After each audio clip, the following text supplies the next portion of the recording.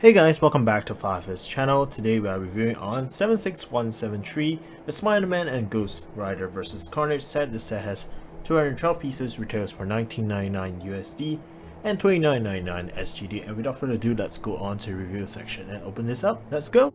On to the minifigures of this set. As you can see right here, we have Robbie Reyes, the Ghost Rider right there, which was kind of shown in Agents of S.H.I.E.L.D. and this is kind of adaptation of that, which is really cool. Really glad Lego done it.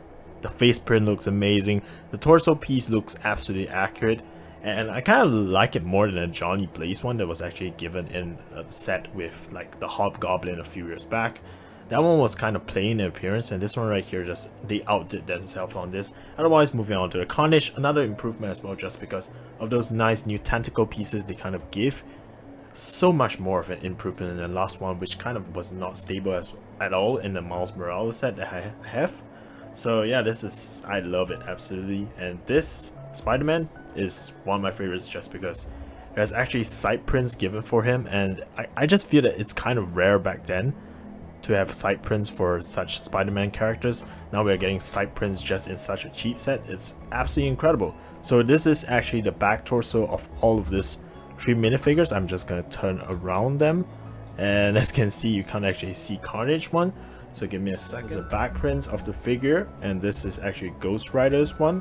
All 3 of these minifigures are absolutely amazing for both their front torso prints and the back torso prints as well.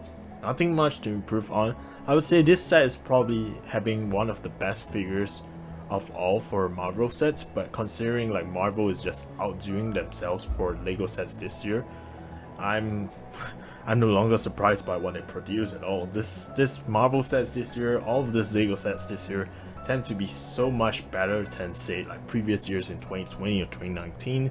So it's just totally like you can't expect stuff, you know. It's just out of their expectations, and yeah, it is what it is, you know. And that would be all for the minifigures. Let's move on to the set design. For the main set design, or otherwise known as Robbie Reyes cars right here, we have quite a few details to talk about, but before I talk about the main car first, as you can see right there, we have a bit of like different flame pieces right there. And if you want to kind of change it back to normal car mode, you can do so by just removing the 2 studs at each side of this, together with this right here, and at the back as well with the 2 studs right there. You can kind of change it out and replace it with this black slopes right here to kind of retain it back into what it was before by just making a normal car right there instead of a Ghost Rider car. So I think this is more applicable to like people who basically want to buy this set just to maybe create mock or just create a car for a Lego city or something like that. You can do so by just removing those studs and replacing it with this slopes right here and that little tangent aside. Otherwise, now we move on to like just talking about the Ghost Rider car itself.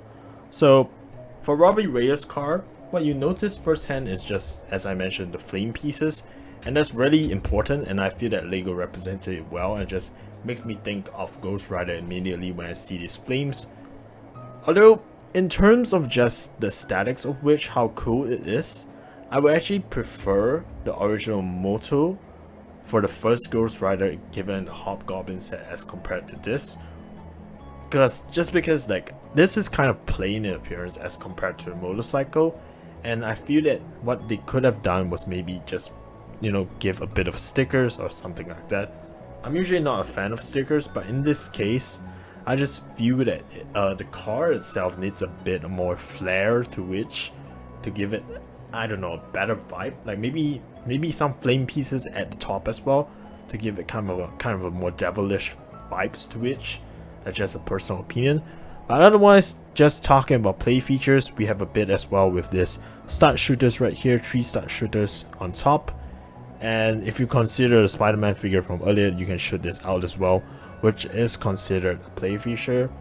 And if you want to remove the figure, you can do so by popping this off. You can see that it's connected by 2 studs.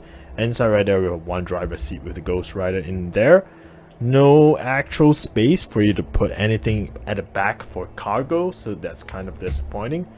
But all in all, it was a decent set, and I guess I can now give my final verdict.